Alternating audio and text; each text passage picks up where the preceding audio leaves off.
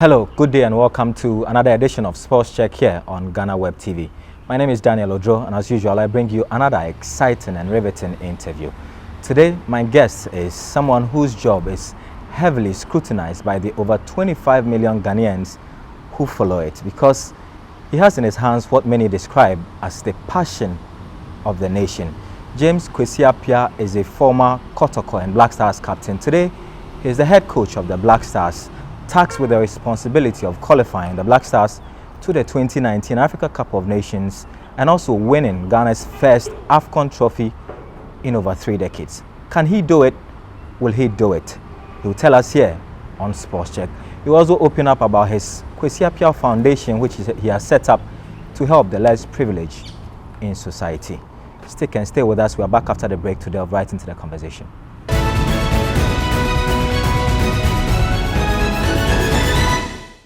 Hello, you're welcome back from the break. You are still here on Sports Check on Ghana Web TV. My name is Daniel Odro. Today, my guest is Black Stars coach Kwesi Appiah. Coach, thank you very much for your time. Yes, it's been a while. Yeah. There's something I want us to get out of the way. What is the correct pronunciation and spelling of your name? Is it Kwesi Appiah, Kwesi Appiah, and is the Kwesi spelled with the E or A? Actually, it's spelled with the A. With the A? Yeah. Okay. It's Kwesi. Kwesi. So it's Kwesi Appiah. And the fantasy call it is Kwesi. Okay. And some people also call it Kwesi, some call it Kwesi. So but the correct pronunciation is Kwesi. Kwa. Yeah. Okay. I think we have gotten that out of the way. So for all of us who sometimes use KWE or KWA, he says his actual spelling is KWA. Yeah. Coach, it's an honor to meet you once again. You've been head coach of the Black Stars for the last 16 months, if my memory serves me right. You returned in May last year. Yeah. And it's been 16 months in charge of the Black Stars. How has it been? It's been somehow difficult, and in a way, what I wanted to achieve, I'm getting there. Okay. So the positive thing is what I was tasked to do. Slowly, I think I'm left with some few touches. I believe that I've achieved it. Okay. And when you say what you want to achieve, when you say that, what exactly does that mean? What do you want to achieve with the Black Stars? Actually, I was tasked to try to build a team, and then secondly, try to win the AFCON. Okay. So, what I mean by, remaining some few touches is my vision was to make sure we have about 3 competing players at each position. Okay. I wanted to change our mentality from sticking to very few players to a situation where you have a whole lot of players, a big pool of talent to choose from. Okay. It's been really difficult in the sense that the whole year, as a national team coach, you might have your players, maybe 4 or 5 times in the whole year. Yeah. And this 4 or 5 times means you're having them a week. So you have maybe 20 days or 25 days. And when you talk of bringing some new players in, that makes it more difficult, where you're trying to bring some players in. At the same time, you have some, experience and tested ones. Yeah. So combining them, you have to get a balance right. Mm-hmm. Okay. And that's the difficult part of it. But so far, what I've seen and what's going on in the team, I think you're on the by right next path. year, before we select the team for the Cup of Nations, I want a situation where you should be able to choose the best out of the whole lot. Okay. And I also, even though it's a headache when you have 3 players competing at a position and you need to choose maybe 1 or 2 for a competition. So by then, we all have opportunity to choose from the whole lot. Okay. You speak about the AFCON and the fact that we're going to go with a team. But first of all, we need to qualify. Do you think we're going to qualify? We played one game. We've played 2 games, won 1, lost 1. All is not lost. Is that your thinking that we still can salvage it? I believe we'll qualify. Maybe we'll qualify even before the last game. Yeah, sure. Easy. Yeah. No, 100% sure. Okay. All right. Now, let's talk about when you came back as in your second return, you decided to work with a lot of ex-players. How has that been, working with some of your old friends and your friends, actually? You know, when it's different when you are colleagues. I mean, when I say colleagues in terms of playing,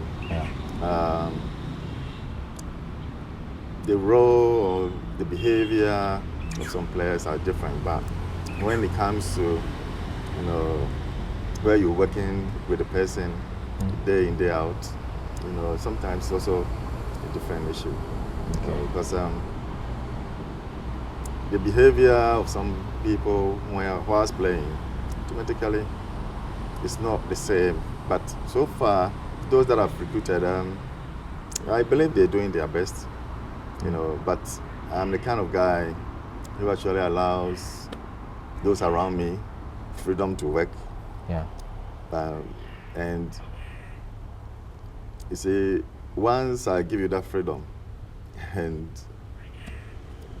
you abuse it, you know, it becomes a problem, because I'm the kind of guy who will give you a chance, but one day if you're not performing as wanted, I'll just carry off. But so far they're all doing well, and I believe that it's in the interest of the nation. This thing that you say about giving people a long rope is that why people call you the silent killer? That you give people a long rope, and then one day when you decide that you have had enough, you cut them off? Actually, that's been my character. Those who know me, you know, I never harbor any, you know, ill feelings. I always believe that people need to be given the chance to do whatever they think is right. But at the end of it, if it's not gonna help, you know, sometimes you find means to cut it off. Okay. But this silent killer thing, I think it was Sule. Yeah. Yeah. You know, I'm so free with each and everyone, especially the players. And sometimes, you know, when it's due to be hard on them, you know, I try to be very hard. Do you think people misunderstand you because of your calm nature? Do you think people maybe underrate you because you're very quiet? Sometimes I think that's how people think. You know, they think that if he doesn't talk, you know, he doesn't act, he's quiet. But you see, human nature, it could be very quiet, but when it comes to work or when it comes to other things, you know, you got to be very serious with it. Now, let's talk about the task to win the AFCON. I mean, that's one of your key performance indicators. Does that put pressure on you? No. You see, I don't know, sometimes maybe people feel offended, but I think that if you've played before, and, you know, you facing such issues, you know, in football, you normally take things easy. I'm, for one, you know, I've been within this national team. I've gone and come back. There are so many things that I've learned, and things that people might think, oh, it's too much pressure, or might be, you know, I don't know, difficult for me. I see it as nothing. You know, because like people thinking that, okay, let's put pressure on him and make him do something. Yeah. I'm not the kind of guy. I've grown past that. Even if the 25 million Ghanaians who are always scrutinizing your job feel that it is wrong, if you feel that it is the right decision, you stick by it? Yeah, I'll stick to it no matter what. I'll stick to it. You see, it's good that you learn from so many things, you know, whilst you are young. When I say whilst I'm young, that's when I came the first time. Okay. You know, but when you've grown, these things are nothing. You just listen. It's good to listen, and then get the good out of it. If you think it's not going to suit you, and you have to do what you think will help the nation in future. Because I'm not looking at what we need now.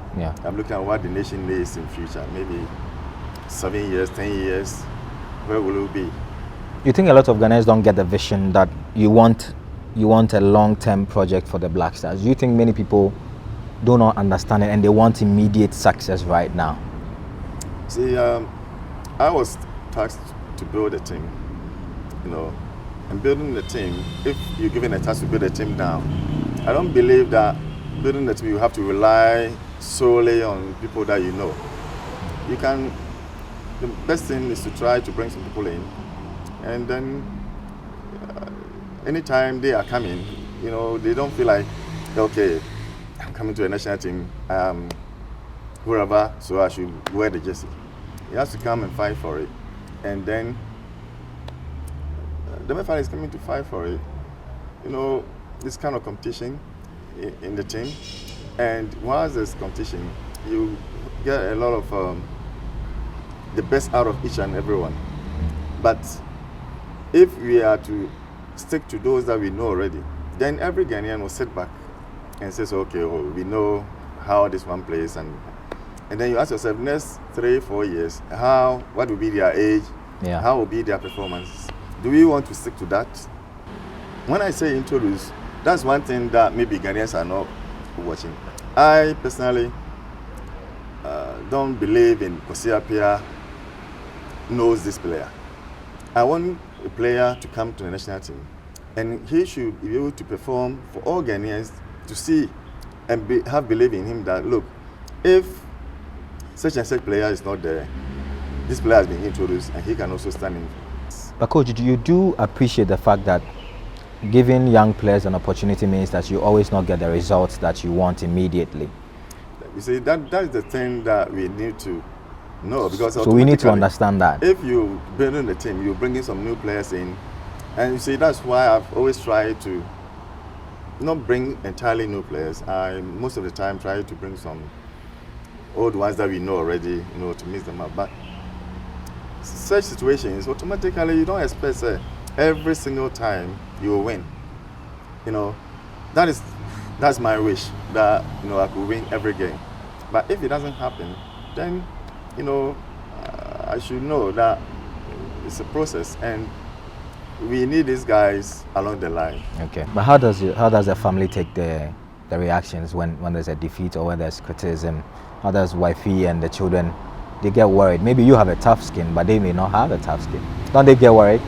Yeah, some times back, I think that was 2012. They were having issues with it because my wife normally listens to the radio every time, but meanwhile, so I'm in the job, I don't listen to radio, I don't watch TV. The only time you see me is watching football or a movie. Okay. So I try to take my mind off, the media, but they sometimes listen, and I've warned them that if you want to listen, you listen, but don't tell me anything. Whatever you they are looking out for you, and they want to know what is happening. They want to look out for you. Yeah, now they listen to what happens, and most of the time they will call, say, oh, sorry, we heard that you lost. I say, okay, fine. So what do you do for relaxation after a game, and it doesn't go well? How do you handle it? I feel sometimes disappointed, especially when you expect your players to play at the highest level and things don't go well. I feel disappointed, and most of the time I prefer to stay alone and think over the whole play, and then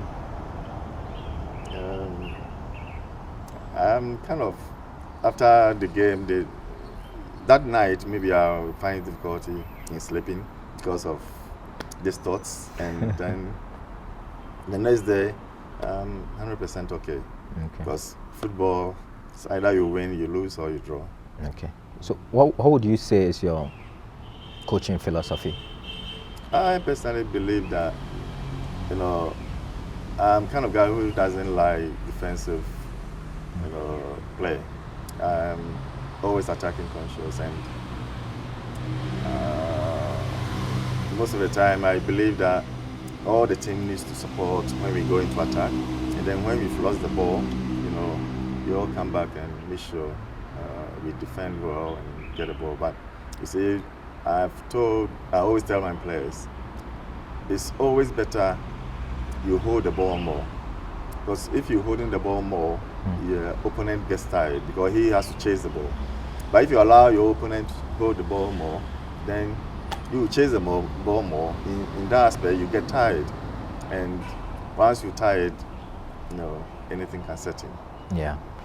One of the biggest criticism of Ghanaian coaches that a lot of Ghanaians speak about is their inability to handle big egos. Is that something that you struggle with? Do you have a difficulty in managing big egos, big players? You see, these are some of the things that I think if you've played before, these things are no issues, that you find it difficult to handle a player. If you find it difficult to handle a player, then you are not worth being the coach in the first place. You see, you manage a player, but the most important thing is sometimes a coach just takes some decisions, and people think that, the coach is taking that decision because he wants to get a player out.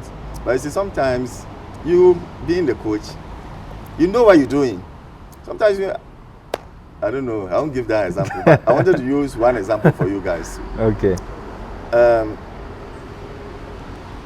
Sometimes you can let a player sit off, not that he's out of the team, but maybe you want to achieve something out of him, or you want him to be out there and make sure that when he's coming back, he's coming to kill himself, he's coming to fight for a jersey. No one is perfect. And for that reason, you need to give people chance and chance and chance. At the end of the day, the Mayfather is a Ghanaian. Once he's given a chance and he himself knows that, okay, there are some things that I'm doing, it's not right. If he sits out and says, hey, the other players playing at my position, they are taking the position from me. Anytime he comes back, he kills himself, and first he will have to kill himself to get a jersey from those that he'll be competing with. Yeah. And then secondly, you have to kill himself because once he gets on the pitch and he doesn't perform, the next game he will be out again, irrespective of whether he's a senior player or what. Okay. So there are sometimes, I don't know whether the media wants to make the selection. Sometimes Ghanaians, everybody have an idea. It's fine, but sometimes you don't know the reason why the coach is doing that. Okay. So it's important you don't create some things around the whole issue. And so those things bother you when people create things that may not necessarily be true as to the reasons why a certain player is not in the team? Sometimes it's worrying, especially when you're trying to build a team, where you need to actually bring some players in. And such issues come up. It's not the best because that's why sometimes I'm saying I'm different, because that can never change me. That can never change what I think I want to do. Because at the end of the day, as I've said, once you are a Ghanaian, you are always part of the team. When you are out of the team or you are out of the squad, is when next year we are making the final selection to the Appiah. And that's the most important area, because we need to prepare ourselves now so that by then, we should have a very strong team combining the old and the new guys who are coming. Okay. Are you the type who individually call players and explain to them why they are not in the team, especially if they are senior players? You see, this is something that sometimes I heard some colleagues saying, oh, I need to explain. See, Ghana has got thousands of players. Look, there are so many players on my data that I can actually sit here and call about 5 different teams. They are all Ghanaians. Even I'm not adding the local based players. Let's talk about just even those in Europe and other countries. There are so many of them. So if I'm going to explain as to why each week or anytime we have a match, the player does not play, then how can I explain that? Me personally, I believe that if I should even explain, it should be technical people, because it should be technical issues, and we need to talk to technical coaches or people who understand your technical or tactical play. Okay. We're still here on Sports Check on Ghana Web TV. Today we are having an exclusive interview with the head coach of the senior national team, the Black Stars, Mr. James Kwesi Appiah. He's been opening up about his return as head coach of the senior national team. We'll also touch on his foundation, which he has set up to take care of the less privileged in society, most especially former footballers who, for one reason or the other, are struggling in life. Coach, I want us to touch on your foundation a bit. You're doing a lot for the ex-footballers. You're spending sometimes your own money to take care of some of your former colleagues. Why? No, I believe that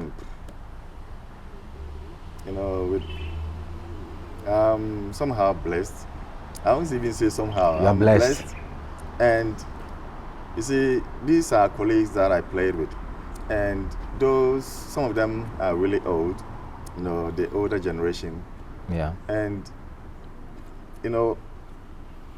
one thing that we should all know, during those days that we used to play,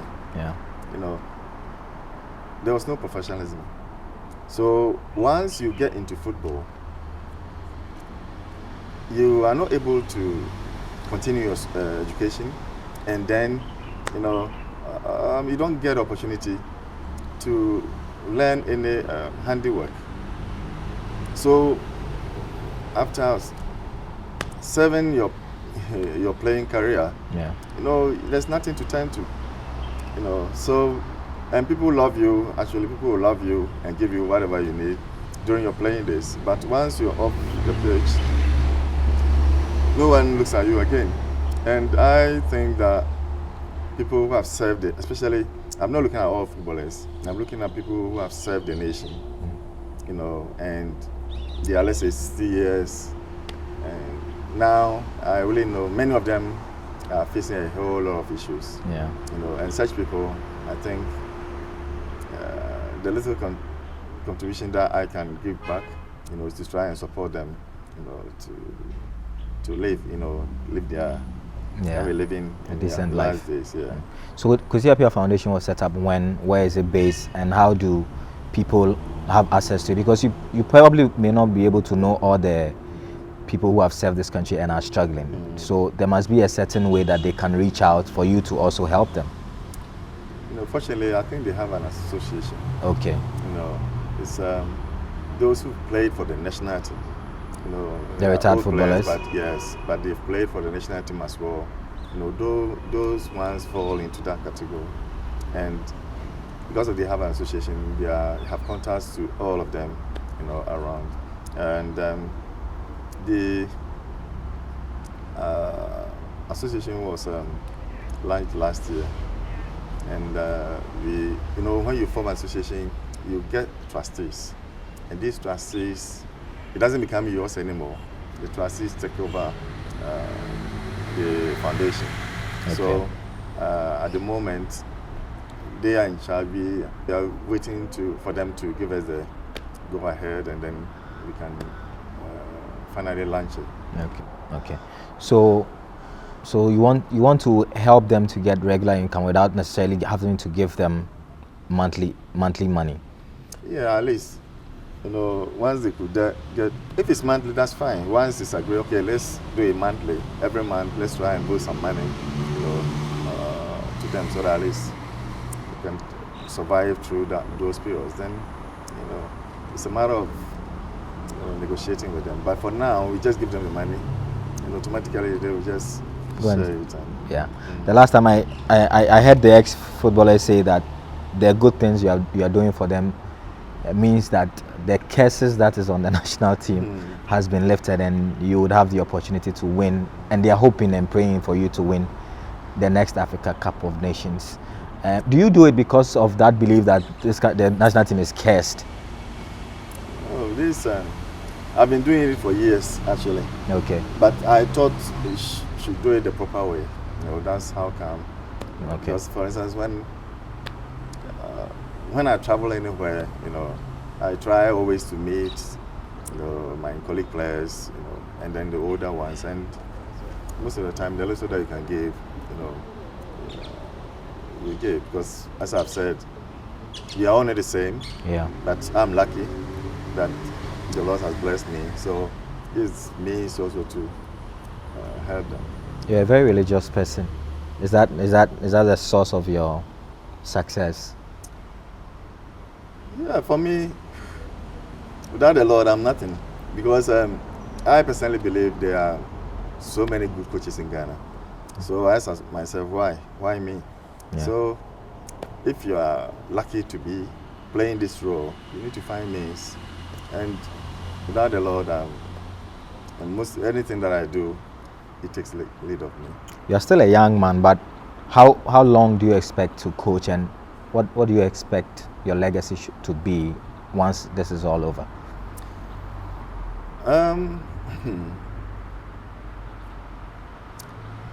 Okay, I'm coaching now, but see, and this is something that I think the young ones need to learn. Recently, I gathered all the players, and I was advising them, look, now you may be having millions, they sign you millions in Europe, but you should ask yourself, when the next 10 years, when you cannot play, what are you going to do? Yeah. And they were all seated. I asked many of them, they were all seated. I said, look, it's important you try to invest now. Because once you invest now and you stop football, you will not be facing the issues or problems that the older ones are facing. There's too much money for too young. They are too young and they have too much money. Yeah, you see, but how long are you going to be on the pitch? Yeah. Your playing days, I see sometimes you could be playing and just one day, your leg will break or something and you cannot play anymore.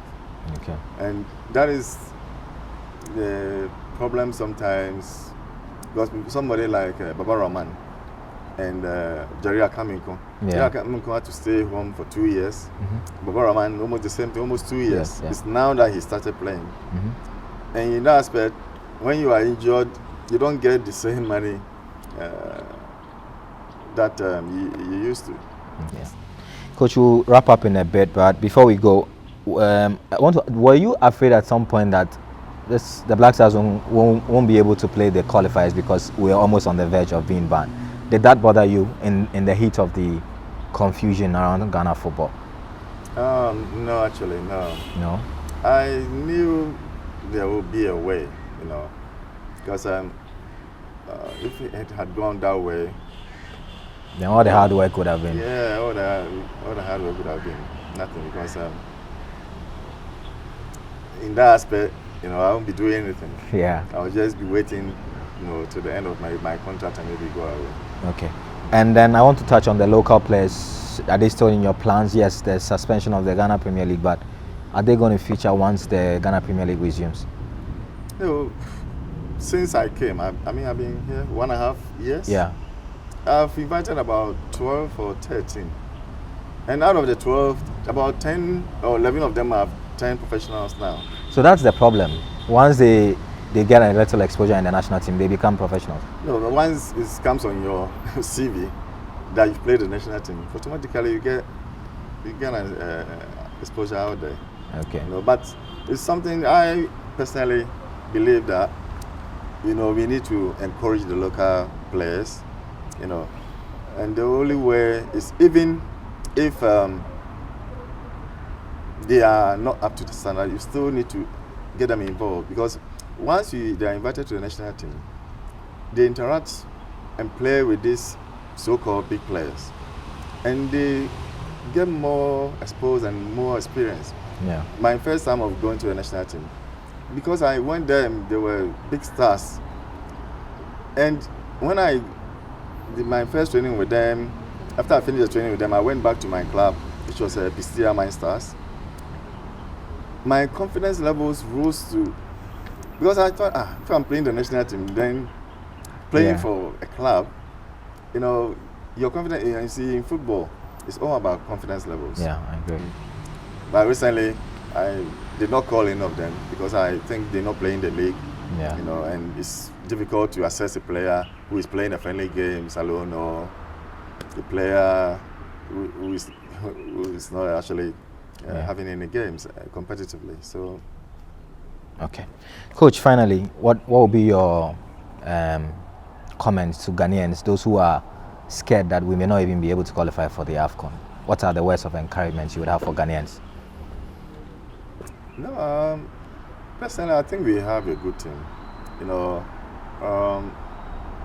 for me, a good team is a team that has got a very good bench, and that's something that we had to get to the level that we all wanted to get to. So the mere fact that there's some laps on the way, you know, it's nothing. That actually tells us it's a wake-up call, or we need to set up. You know, and for instance, this Kenya game, after the game, all the players were so much disappointed.